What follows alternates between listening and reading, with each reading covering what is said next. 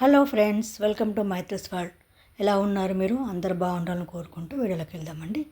ఈరోజు నేను కుడుములు చేశానండి చిక్కుడు గింజలతో. అది ఎలా చేయాలో చూద్దాం రండి. దానికోసం ముందుగా ఒక చిన్న మిక్సీ జార్ తీసుకొని పచ్చిమిర్చి ఉప్పు వేసుకొని పేస్ట్ చేసి పెట్టుకోవాలి. తర్వాత చిక్కుడుకాయలు ఒలుచుకొని అటు శుభ్రంగా కడుక్కొని ఒక గిన్నెలో వేసి కొద్దిగా నీరు మనం పేస్ట్ చేసుకున్నటువంటి పచ్చిమిర్చి పేస్ట్ కూడా వేసుకొని బాగా ఉడికించుకోవాలి. ఈ చిక్కుడు గింజలు ఉడికిన తర్వాత మనం ఒక బేషన్లోకి తీసుకోవాలి.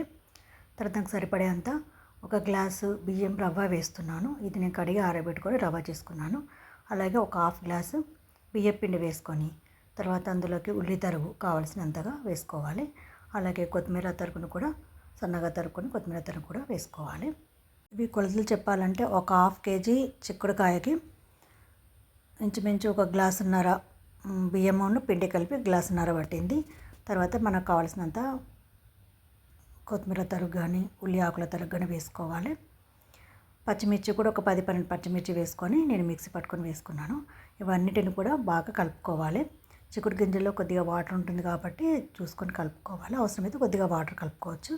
తర్వాత బాగా కలిపిన తర్వాత ఉప్పు టేస్ట్ చూసుకొని తర్వాత ఇలాగ మనము చిన్నగా కుడుములాగా 2 చేతులతో కలిపి చేసుకోవాలి. మనకు కావాల్సిన సైజులో చేసుకోవచ్చు. చిన్నగా కానీ పెద్దగా కానీ మన ఇష్టం, అది చేసుకోవచ్చు. నేను ఇలా అన్నీ చేసి పెట్టుకుంటున్నాను. అన్నీ ఒక చిల్లులు ఉన్నటువంటి గిన్నె లోపల అన్ని వీటిని నేను చేసి పెట్టుకున్నాను. చూడండి ఇలాగా.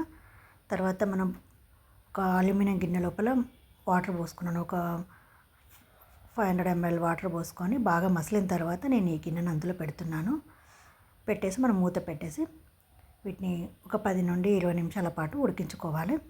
మధ్యలో ఒకసారి చెక్ చేసుకోవచ్చు మనం ఉడికిందా లేదా అని. ఒక నైఫ్ కానీ ఏదైనా ఫోర్క్ కానీ పెట్టి చూసుకోవచ్చు. వాటికి ఏమి అంటకపోతే ఉడికినట్టు.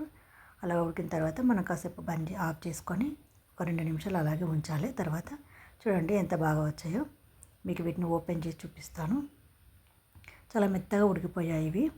చాలా బాగుంటాయి కూడా, టేస్ట్ కూడా బాగుంటుంది. ఇందులోకి మనము పల్లి నూనె అయితే చాలా బాగుంటుంది. అంటే ఆయిల్ తినొద్దు అనుకుంటే ఇలాగే తినొచ్చు, కానీ అప్పుడప్పుడు ఓకే తినొచ్చు. కొద్దిగా పల్లి నూనె వేసుకొని కలుపుకొని తింటే చాలా సూపర్గా ఉంటుంది టేస్ట్.